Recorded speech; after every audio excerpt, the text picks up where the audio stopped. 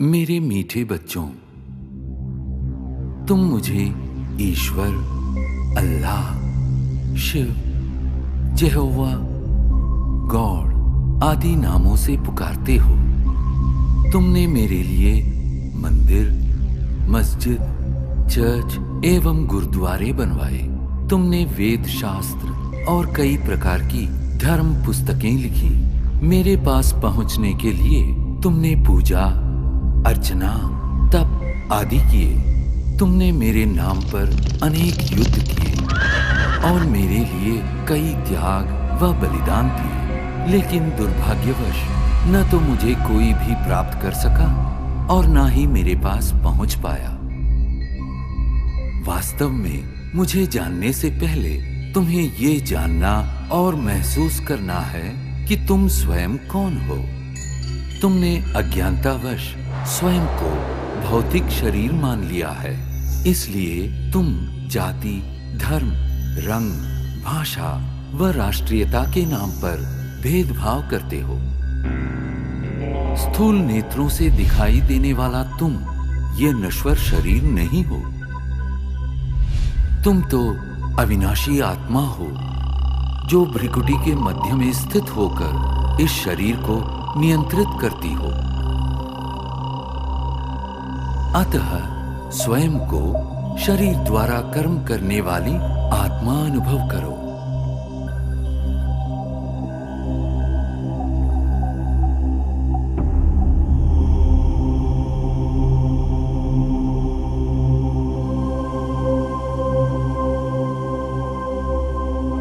अब कुछ क्षणों के लिए सांसारिक बातों व उनके वातावरण से स्वयं को अलग करो।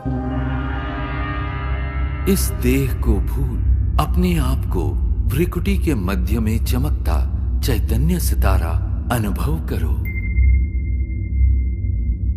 वास्तव में तुम यही हो, अति सूक्ष्म ज्योतिर्बिंदु आत्मा।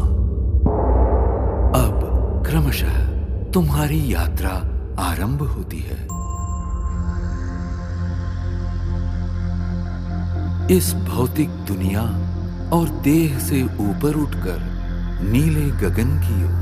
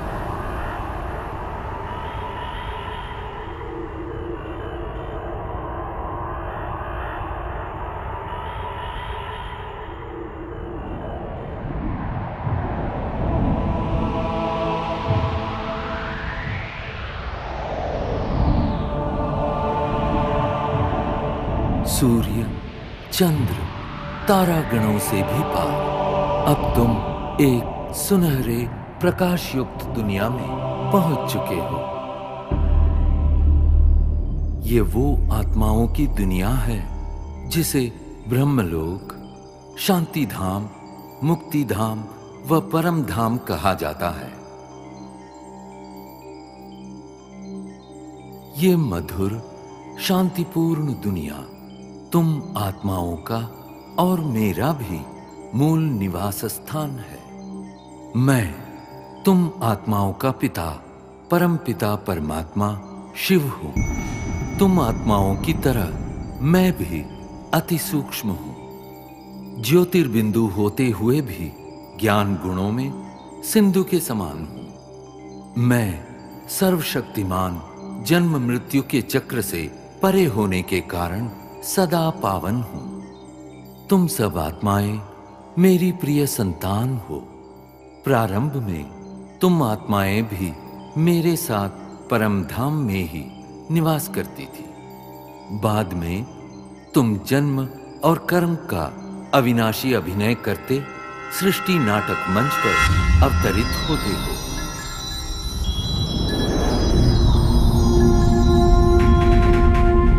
ये अनादि अविनाशी नाटक सतयुग, त्रेता युग, द्वापर युग और कलियुग 4 युगों में विभक्त है।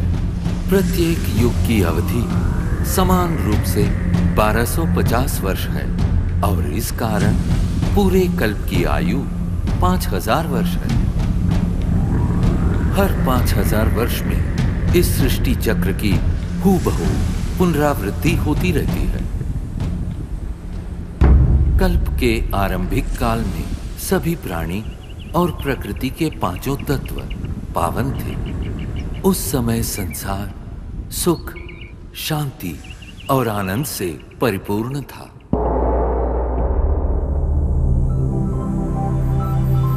यही वो समय है जिसे सतयुग और त्रेता युग के नाम से जाना जाता है, जहां तुम देवी देवता के रूप में रहते थे। इस 2500 वर्ष की अवधि को स्वर्ग, बैकुंठ, बहिश्त, जन्नत, पैराडाइज आदि नामों से जाना जाता है। सतयुग अर्थात स्वर्ण युग में श्री लक्ष्मी और श्री नारायण का अटल अखंड राज्य था। तत्पश्चात त्रेता युग अर्थात रजत युग में श्री सीता एवं श्री राम ने राज्य किया।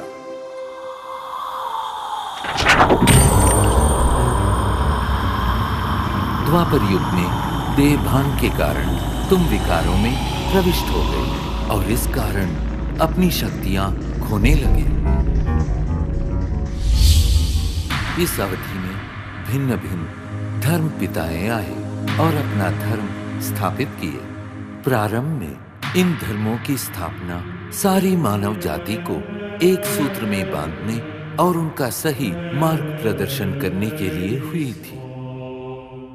अब इस कलियुग अर्थात कलह युग में मानव मन में विद्यमान 5 विकार चरम सीमा पर है, जिनके कारण 5 तत्व प्रदूषित हो गए हैं और तुम शांति एवं खुशियों से वंचित हो गए हो।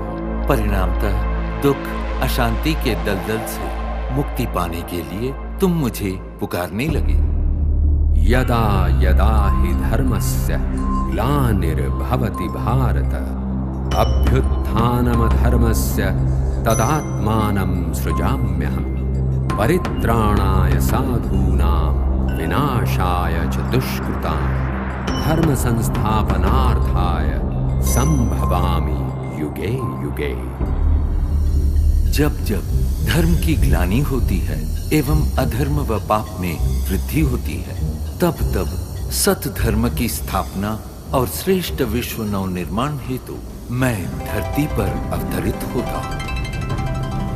इस दिव्य व पावन अवतरण के काल को संगम युग कहते हैं। कलियुग और सतयुग के संगम का ये समय अत्यंत कल्याणकारी है। गीता में दिए इन वचनों के अनुसार अब भारत भूमि पर मेरा अवतरण हो चुका है। प्रजापिता ब्रह्मा के साकार मानवीय तन में मैं प्रविष्ट एवं सन्निविष्ट होकर सहज गीता ज्ञान एवं राजयोग द्वारा तुम आत्माओं को पावन बनाने का महान कार्य कर रहा हूं। अब तुम देह सहित देह के सर्व संबंधों को भूल स्वयं को आत्मा निश्चय कर मुझ परम पिता परमात्मा को याद करो। यही राजयोग है जिसके द्वारा तुम्हारे जन्म जन्मांतर के विकर्म दग्ध होंगे और तुम सर्वगुणों एवं सर्वशक्तियों से संपन्न हो जाओगे। याद रखो, प्रकृति के पांचों तत्व भी तुम्हारे इसी संपन्नता की प्रतीक्षा कर रहे हैं।